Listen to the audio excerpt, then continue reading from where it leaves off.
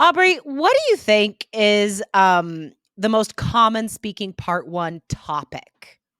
Ooh, about like school or work or where you live, your home. Yep. You're almost guaranteed to get asked about those on part one. Exactly. So, guys, in IELTS speaking part one, the first group of questions will always be about school or work or hometown, right? So you'll have to describe the place you live or the city you live in, um, or work or school. Okay. The first group of questions, always about those things. So today we are going to give you sample part one answers about house and home. And we're also going to point out how British English might cause some American English learners or speakers some issues on the speaking Yes. test. Yeah. If you already live in the States and you're very used to the vocabulary we use in America, and then maybe you move to England and take IELTS there, or lots of places in the world where they would be more likely to use vocabulary that would be used in England, that might trip you up if you're not familiar. Yeah, the questions are written by British English people, right? All of the IELTS questions. So even if, as an American examiner, I'll be reading the question, maybe it says like flat instead of apartment. I can read it as it is and say flat. I think a lot of examiners will just read exactly what they say. Some examiners will change it to American English, okay? But chances are you'll be hearing the questions with British English in there. Yes, absolutely. So you need to be familiar with it. We talk about this quite a bit here on the podcast today. A couple of the answers that we give each other are going to have some British English. So we'll see if you're familiar with it. If not, we're going to make sure that you are so these don't cause you any problems on test day. Well, I will show you how to handle it, right? Because Yes. you're listening to us right now. You're learning American English, and we get this question all the time like, can I answer in American English? Do I have to use British English? So we're going Mm. to show you exactly what to say if you are more comfortable using American English instead of the British English, like the question. So we're going to model this for you today, show you how you can handle all of this with confidence and still get that high speaking score. And at the end of the episode, we are going to give you two of the best phrases that you should use in speaking part one. So stay tuned until the end, guys, because you will have to write down this vocabulary so you can use it in your own answers. Absolutely. And we want to give a shout out to a listener, Everson, who wrote in asking about speaking. But this is an interesting question. I And love we're it. going to just give the shout out, read the question, because I want to highlight something that I think Everson did that was really smart. I'll go ahead and read this. Mhm. Everson Vedoveto, such a fun family name, It was fun.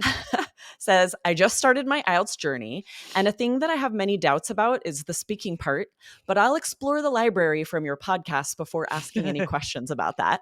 I love it. I love this so much. In case you guys aren't aware, if you're like Everson and you're just starting your IELTS journey, we have thousands of podcasts, blog posts, so many Mhm. good strategies and vocabulary. Such a vital resource for you to dig into. So I love that Everson's doing this. Want to make sure that all of you guys are as well. Still wanted to give a shout out for this great comment. Yeah, thank you, Everson. So there's three different ways you can find specific past episodes and materials, guys. You can go to our website, allearsenglish.com. There's a search function there. You could just search speaking part one or whatever you're looking for. You could also go to our YouTube channel, IELTS Energy TV, and again, just search speaking part one or whatever. Guys, we have so much material for you. Or wherever you're listening to podcasts, like Everson said, just scroll up and look through our past episodes. The most recent episode that we touched on speaking part one was in episode 1343, speaking part one vocabulary for dithering. I love that vocab episode, guys. You have to go back and listen if you missed it. And if you missed it, maybe it's because you're not following. So hit follow right now, guys. Yes, that was such a great one about what to do if you are kind of on the fence, right? If you are dithering, if you can't make up your mind. Can I say both? I can't decide. Don't miss that podcast for great strategies when that happens. So good, so good. All right, guys. So first, I'm going to ask Aubrey two speaking part one questions, and then she will ask me two speaking part one questions. So let's get into it. All right, here's the first question. Do you live in a house or a flat? I live in a house currently. It would be impressive if I could cram my gigantic family into a tiny flat. We used to live in an apartment in New York City and I loved that. There were a lot of benefits, but we only had 2 kids at the time. And now we have doubled that number. There are 6 of us. So we needed a little more space. We had to move to the burbs. We had to move to the suburbs in order to have a place that was big enough to accommodate all of us. That was so good, guys. I'm gonna give you a couple vocab phrases to take away, and then I'll ask Aubrey another question. So first, the verb cram. Um, you know, even if you don't live in a small place, it doesn't matter what size place you live in, you're gonna fill it up with stuff. Always. That's just what happens. So no matter where you live, even in a big place, you could use this, right? Cram just means you're fitting a lot of stuff into one space, right? So I cram a lot of artwork into my home. The walls are covered. I have a whole section that's just for making art, right? We cram stuff in. And the other slang phrase, guys, was the burbs. So the burbs, good movie, but also it just is short for suburbs. So if you live outside of a city on the outskirts, right? Just right around the city, you live in the burbs or the suburbs.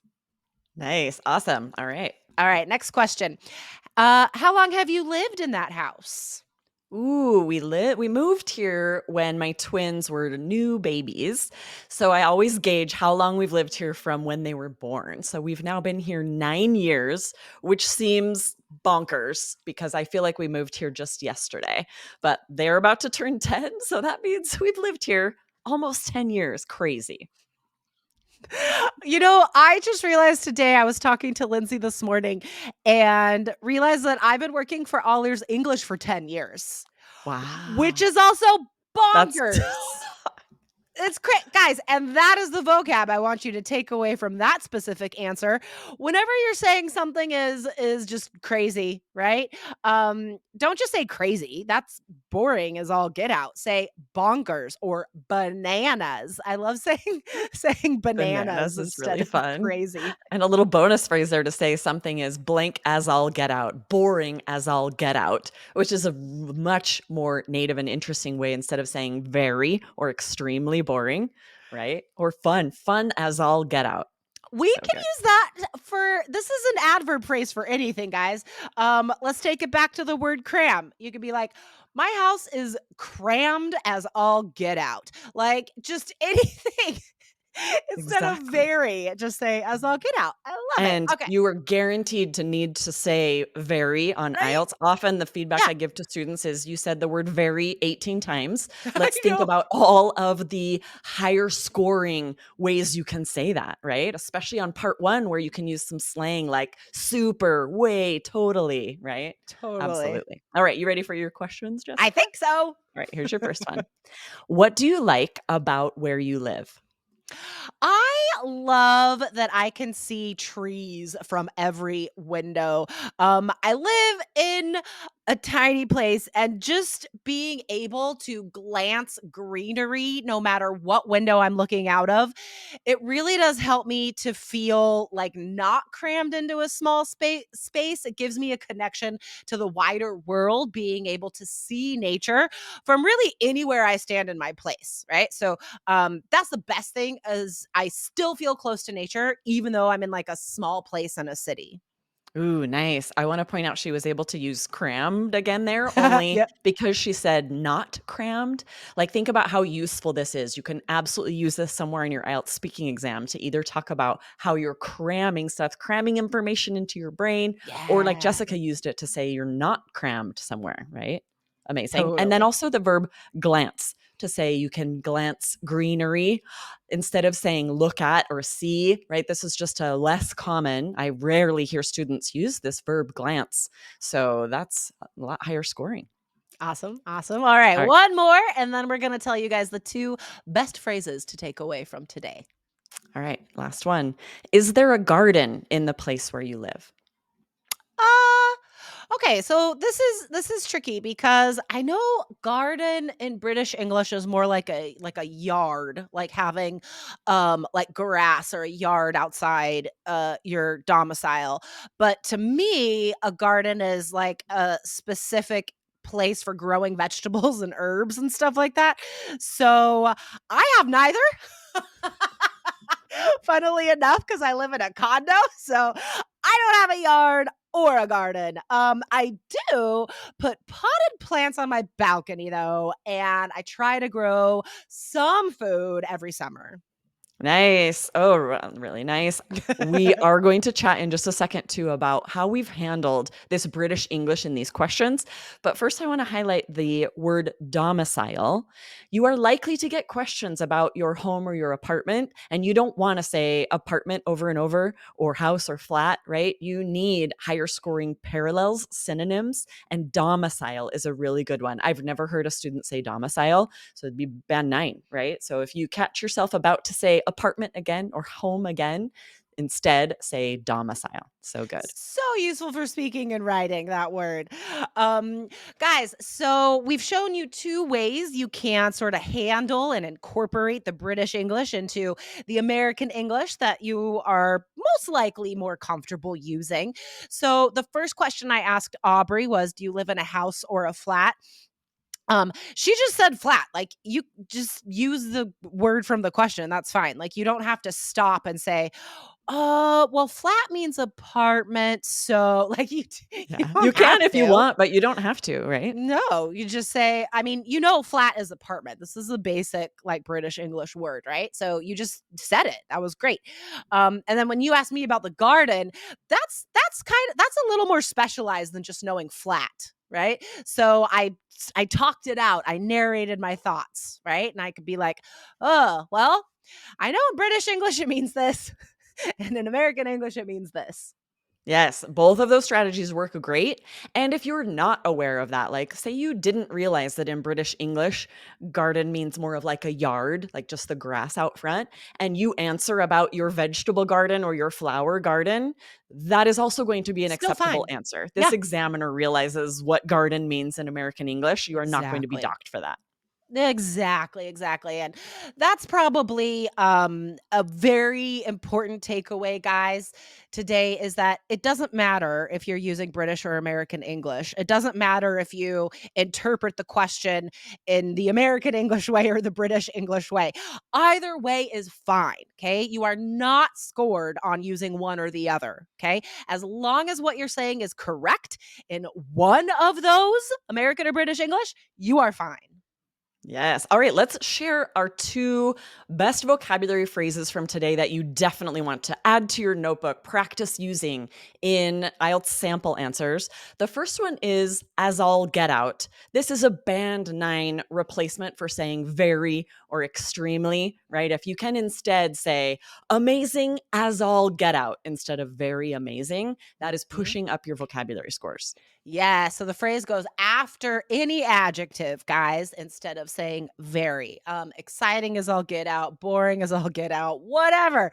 It works. And then the second phrase, guys, is cram. It means put a lot of something somewhere. So put a lot of information into your brain, cramming vocabulary into your head, cramming stuff into your apartment, whatever. It works. Yes, and for both of these, use interesting intonation. It would sound really strange to be like, I cram a lot of things into here, or that was boring as I'll get out. These Yeah, phrases are interesting, they're unique. So give them the space they need to hit totally. them a little harder, get some varied intonation there to help your pronunciation score as well. 100%, 100%. All right, guys. So that's it for us this week. Next week, guys, in the first episode next Tuesday, we're going to tackle some listening strategies. So hit follow right now, guys, so you don't miss that upcoming episode. Awesome. I will see you there.